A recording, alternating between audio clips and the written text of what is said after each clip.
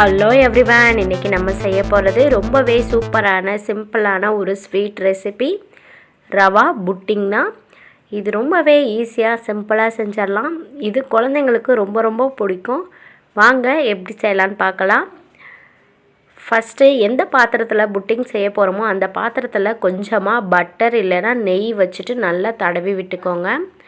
ஒரு கடாயில் 4 table spoon அளவுக்கு சர்க்கரை சேர்த்துக்கலாம். சர்க்கரையை சேர்த்துட்டு நல்லா சூடு பண்ணும்போது சர்க்கரை இந்த மாதிரி நல்லா மெல்ட் ஆகிட்டு நமக்கு வரும்.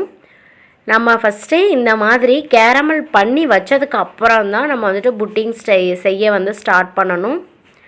பாருங்கள், இப்போ சர்க்கரை நல்லா மெல்ட் ஆக ஆரம்பிச்சிருச்சு. லைட்டாக தேன் கலருக்கு மாறினதுமே இதை எடுத்து நம்ம பட்டர் தடவி வச்சுருக்க அந்த பாத்திரத்துக்கு மாற்றிக்கலாம். ரொம்ப நேரம் விட்டீங்க அப்படின்னா இந்த கேரமலில் கசப்பு டேஸ்ட் வர ஆரம்பிச்சிடும். அதனால இந்த மாதிரி லைட்டாக கலர் சேஞ்ச் ஆனதுமே பட்டர் தடவி வச்சுருக்க அந்த பாத்திரத்துக்கு மாற்றிட்டு நல்லா ஈக்குவலாக பண்ணி விட்டுட்டு வச்சுக்கோங்க. அதை ஆறட்டும். இப்போ வேறொரு கடாயில் 1/4 லிட்டர் அளவுக்கு பால் சேர்த்துருக்கேன். இந்த 1/4 லிட்டர் பால் நல்லா கொதித்து வந்ததுக்கப்புறம் இதில் 4 டேபிள் ஸ்பூன் அளவுக்கு சர்க்கரை சேர்த்துக்கலாம். 4 டேபிள் ஸ்பூன் நல்லா இனிப்பாக கரெக்டாக இருக்கும். உங்களுக்கு எக்ஸ்ட்ரா வேணும்னா கூட இன்னும் கொஞ்சம் சர்க்கரை சேர்த்துக்கோங்க. இதில் 1/4 டீஸ்பூன் அளவுக்கு ஏலக்காய் தூள் சேர்த்துட்டு நல்லா கொதித்து வந்ததுக்கு அப்புறமா 4 டேபிள் ஸ்பூன் அளவுக்கு ரவை சேர்த்துக்கலாம். இது வறுக்காத ரவை தான். அந்த ரவையும் சேர்த்துட்டு நல்லா கிண்டி விட்டுக்கலாம். ரவை சேர்த்ததுக்கப்புறம் கொஞ்ச நேரத்துலேயே இந்த மாதிரி நல்லா கஞ்சி மாதிரி ஆக ஆரம்பிச்சிடும். இந்த மாதிரி கஞ்சி மாதிரி வந்ததுக்கப்புறம் இதை நம்ம இறக்கி ஆற வச்சுக்கலாம். இந்த ரவை ஃபுல்லாக ஆறணும். அந்த ரவை ஆறுறதுக்குள்ளாரையே இன்னொரு பாத்திரத்தில் 2 முட்டையை உடச்சி ஊற்றிக்கலாம். முட்டையை உடச்சி ஊற்றிட்டு இதை நல்லா நம்ம நுர வர அளவுக்கு பீட் பண்ணி எடுத்துக்கணும். நீங்கள் வீட்டில் ஸ்பூன் இல்லை ஸ்போக் எது இருந்தாலும் சரி, இந்த மாதிரி முட்டையை நல்லா நுர வர அளவுக்கு அடித்து எடுத்துக்கோங்க.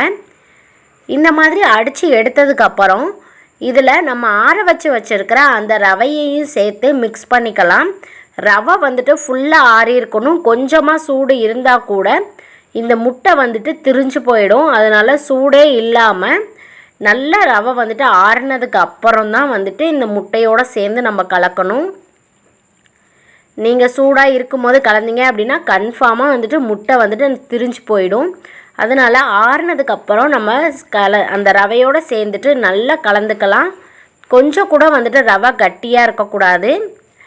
நீங்கள் ரவை செஞ்சு நல்லா ஆறுனதுக்கப்புறம் பார்த்தீங்கன்னா கொஞ்சமாக கட்டியான மாதிரி ஆகிடும். அதனால் நீங்கள் பயப்பட வேணாம். இந்த முட்டையோடு சேர்ந்து கலக்கும்போது நல்லா மிக்ஸ் ஆகிடும். இப்போ முட்டையும் ரவையும் நல்லா கலந்ததுக்கப்புறம் நம்ம பண்ணி வச்சுருக்க அந்த கேரமல் சிரப்பு மேலே இந்த ரவையும் சேர்த்துக்கலாம். அந்த கேரமல் சிரப் பார்த்திங்க அப்படின்னா நல்லா மிட்டாய் மாதிரி கட்டியாக ஆரம்பிச்சிரும்.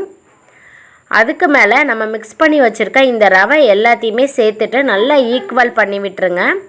ஈக்குவல் பண்ணதுக்கப்புறம் நான் ஒரு இட்லி பாத்திரத்தில் தண்ணி வச்சுருக்கேன். அதுக்கு மேலே சின்னதாக ஒரு ஸ்டாண்டு வச்சுக்கிறேன். உங்கள்கிட்ட ஸ்டாண்டு இல்லை அப்படின்னா நீங்கள் நார்மலாக தட்டு கூட வச்சுக்கலாம். ஒரு சில்வர் தட்டு வச்சுட்டு அதுக்கு மேலே இந்த பாத்திரத்தை வச்சு அதுக்கு மேலேயும் மூடி போட்டு நம்ம மூடி வச்சிடணும். நீங்கள் மூடி வைக்காமல் விட்டீங்க அப்படின்னா இதுக்குள்ளார அந்த வேத்து வடிகிற தண்ணியெல்லாம் அப்புறம் அந்த புட்டிங் மேலேயே நமக்கு விழுந்துடும். அதனால் மூடி போட்டு நல்லா மூடி வச்சுக்கோங்க. மூடி வச்சுட்டு கரெக்டாக ஒரு 25லேருந்து 30 நிமிஷம் ஆகும் இது வெந்து வர்றதுக்கு. பாருங்கள், இப்போ நல்லா வெந்து வந்துருச்சு. நீங்கள் ஒரு கத்தியை வச்சு நடுவில் குத்தி பார்த்தீங்க அப்படின்னா அந்த கத்தியில் இந்த ரவை ஒட்டாமல் வரும். அப்படி வந்துருச்சு அப்படின்னா கரெக்டாக வெந்து வந்திருக்குன்னு அர்த்தம். சைடு எல்லாத்தையுமே கீறி விட்டுட்டு ஒரு பிளேட்டில் நம்ம மாற்றிக்கலாம். இது நீங்கள் பிளேட்டில் மாற்றினதுமே ஈஸியாக நமக்கு வந்துடும். ரொம்ப நம்ம கஷ்டப்பட்டு இதை எடுக்க வேண்டியதில்லை. பாருங்கள், இதுக்கு அடியில் இருந்த அந்த கேரமெல்லாம் நல்லா மெல்ட் ஆகிட்டு இதுக்கு மேலே சூப்பரான ஒரு கோட்டிங்கில் வந்திருக்கு. இது கட் பண்ணும்போதே ரொம்பவே சாஃப்டாக இருக்கும். குழந்தைங்க நல்லா விரும்பி சாப்பிடுவாங்க. இதை ரொம்பவே ஈஸியாக செஞ்சிடலாம். கண்டிப்பாக நீங்களும் ட்ரை பண்ணி பாருங்கள். நான் செஞ்சது உங்களுக்கு பிடிச்சிருந்தது அப்படின்னா என்னோடய சேனலுக்கு சப்ஸ்கிரைப் பண்ணுங்கள், லைக் பண்ணுங்கள், ஷேர் பண்ணுங்கள். மறக்காமல் பக்கத்தில் இருக்க பெல் ஐக்கானையும் கிளிக் பண்ணுங்கள். தேங்க்யூ.